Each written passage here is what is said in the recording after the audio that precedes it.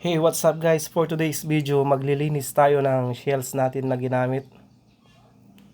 Through DIY, gamit tayo ng asin, suka, at liquid soap, tsaka tubig. So guys, hintayin natin ang resulta. Kaya let's go. Ilagay na natin yung suka. Tapos isunod natin yung asin. Parang magsisigang lang. Ilagay na natin yung shell. O fast forward na, ilagay na rin natin yung joy. Babad natin ng 20 to 30 minutes. Pagkatapos yung 20 to 30 minutes, shake and then banlawan. Okay guys, andito na yung resulta. Parang once fired na ulit.